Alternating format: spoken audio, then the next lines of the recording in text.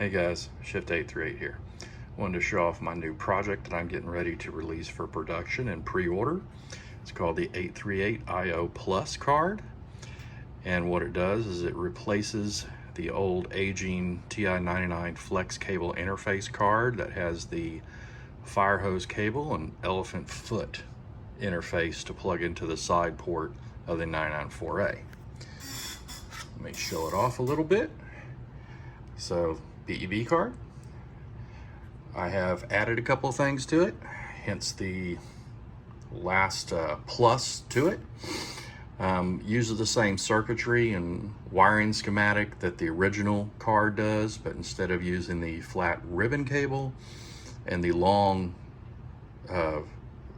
elephant foot to plug in the side, it actually uses a vertical mount.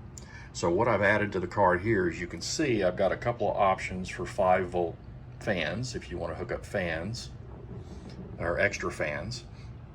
I also have a USB power port. That's all it is USB power. I know there's some units like the HDMI to or VGA to HDMI converter that people use their F18A that needs power, and that can do that. The difference on the production version that will come out, which will be a Rev B, will be the fans will be right angle instead of sticking straight up, because right now they stick straight up. I can't do them right angle where they're at. So I've already moved them, and they'll be right angle facing toward the back of the card. I have the DB37 pin, female. And then I have a custom cable that I have made, and it is a twisted pair cable, which has to happen. Certain pairs have to be on certain signals, otherwise you're not going to get anything over about 3 feet. So I've made sure I've done that. So let me show you the actual side interface that replaces the big elephant foot. That's it. So inside this case, which I had Weird W under on Atari Age, actually designed this case for me. Designed a real nice logo using my avatar. We went through a few different revisions of this case to get it to fit exactly the way I wanted it.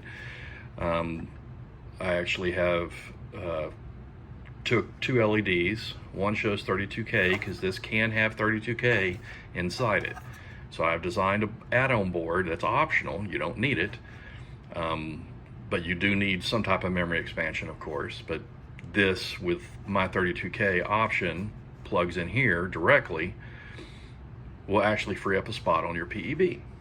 So then the bottom light is the power and link light for the actual 838 IO Plus card, showing that it's there. This receives power from the actual PEB card. So now let me plug this in, and I'll need both hands to do it. So 1 second, please.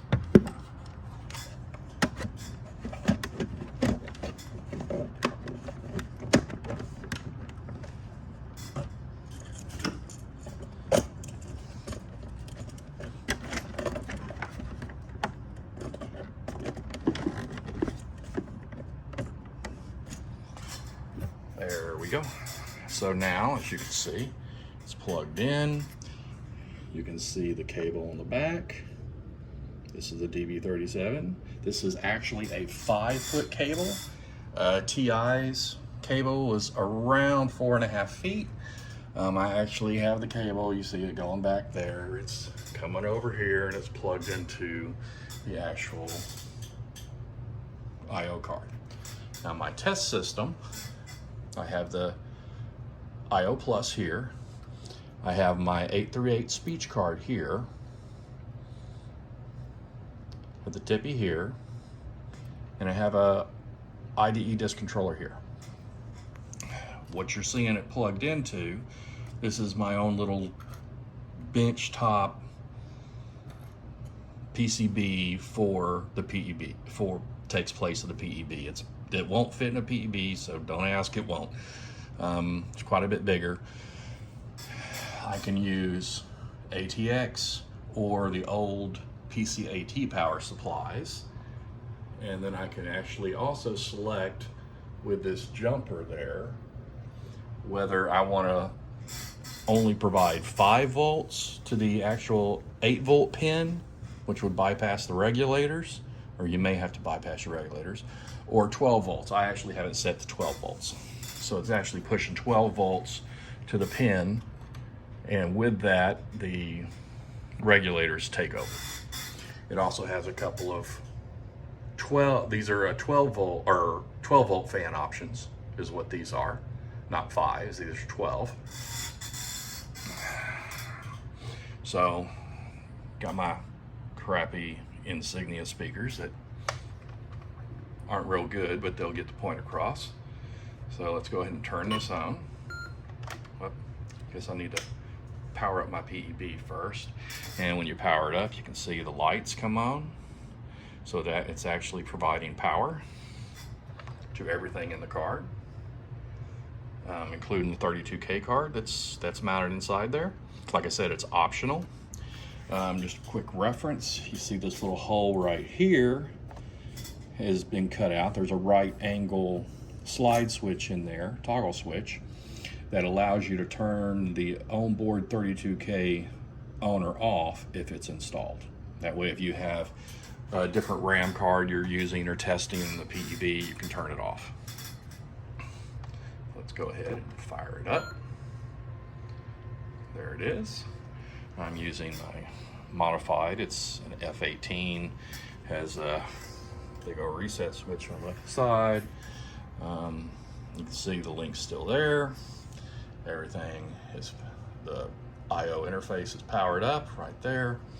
So we're going to prop this camera up for a minute.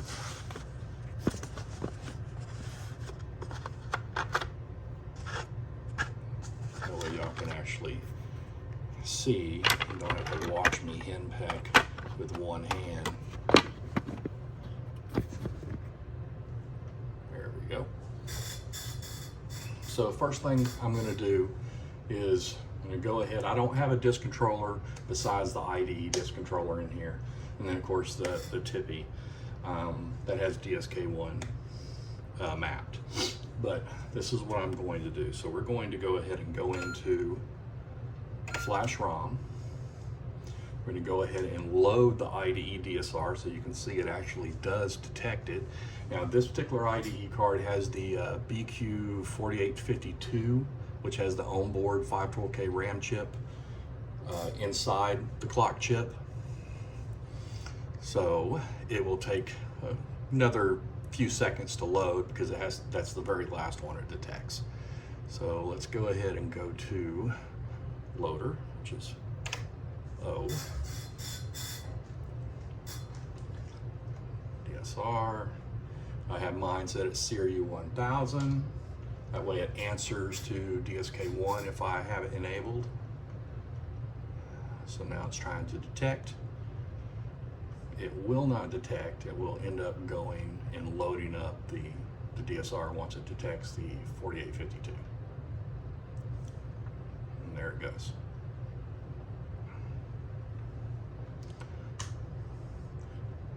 Go ahead and set the date.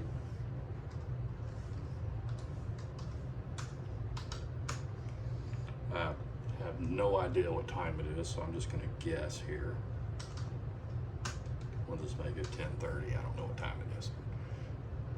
Oh, well, I completely messed that up, didn't I? 12:22. Man. Oh well, it'll work. So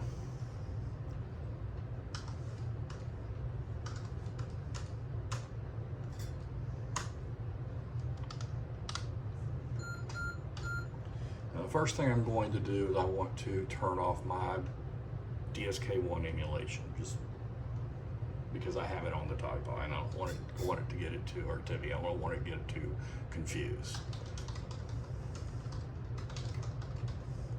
So that will turn it off. Now we all know I set the time wrong, but it's going to show the right time as far as the one I set. So, and I usually do this twice just to make sure the actual clock chip and the crystal's actually cycling the time. And it is.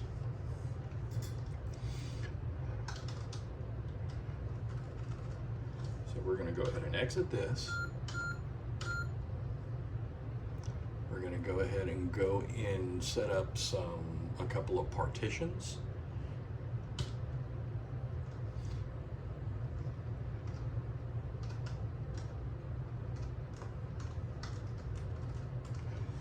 .7C000 maxes out the partition size that the IDE card can control and access.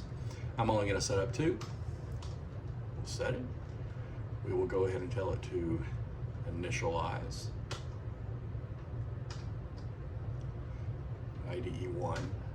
So it found the partition, asking me to name it. I name it. Now, I'm going to pull the camera over here real quick so y'all can see. So when it starts to initialize, then the light on the IDE card will start flickering. The actual 32K light, the yellow light, will actually start flickering real fast, showing it's actually going through. So let's go ahead and say yes to proceed. See it flickering and flickering. So all working.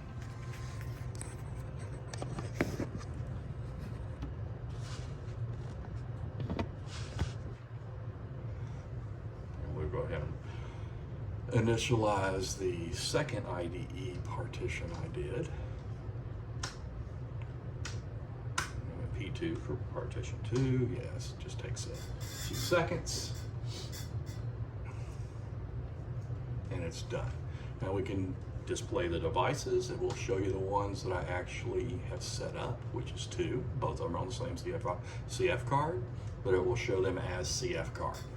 If you have a IDE to SD card, it'll show something similar. It just depends on who makes it. So let's go ahead and get out of this. So now if you go into TI Basic, you can actually do a call IDE ST for status, and it will show you the status, and it will show you the start and end records for each of the partitions if they've been set up, and it will show you all 8 of them, provided you have 8, but you can only do 4 per CF card or per hard drive. And as you can see, it shows that I have 2 partitions up there, and it also shows that my DSK1 emulation is off because I set it there. It shows the battery level's good, tells you which clock chip I'm running. So let's go ahead and go into Extended Basic.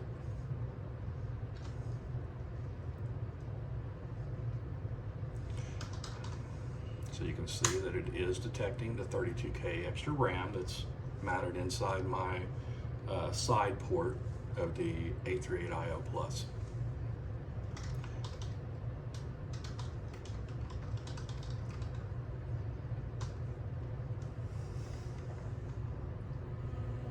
Hello. And you see that speech works. So now let's go into DM2K. I love this program, by the way.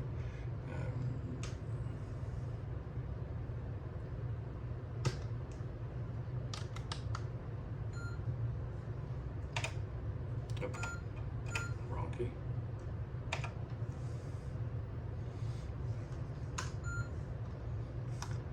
We're going to access the TiPi, or Tippy, or I always say that for some reason. Let's do a small copy. Maybe we'll just do DSK1. Copy it to IDE 1.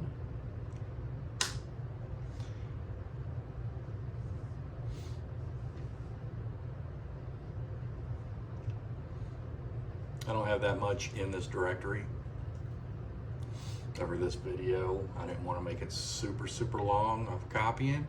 I've copied the Infocom's subdirectory you see there, which is about 230 megs, and I've done that with no issues.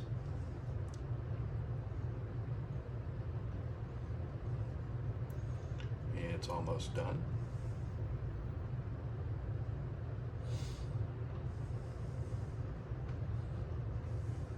But like I said, I've been running this card for a few months. Been fighting with cables, trying to figure out the best cable to use, and I finally did settle on this one, and it works really well. I've actually had, I got probably 3 or 4 of them sitting here that are made exactly the same way, and they all work. I've got one on this system, I got one on my production TI system that I use, and then one on my bench system.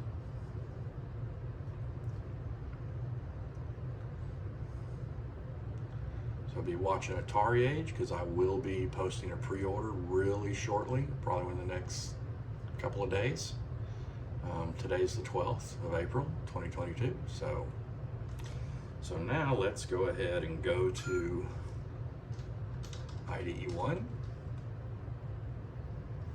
There's a subdirectory, a copy. There's everything in it. Well, let's run Axel F. That's always a cool program to hear.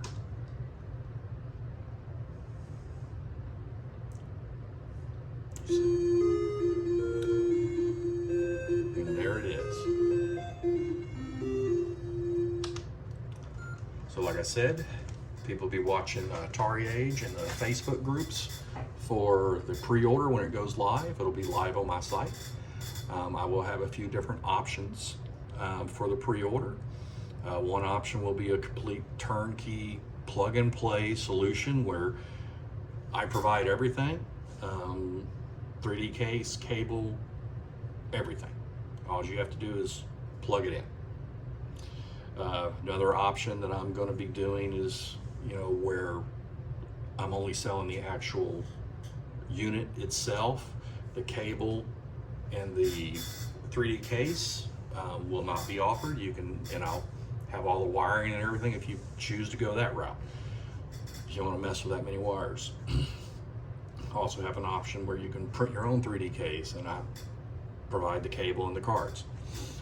So be a few different options. So like I said, keep watching. If you have any questions, feel free to contact me from my website. It'll be at the end of this video. Thanks for watching.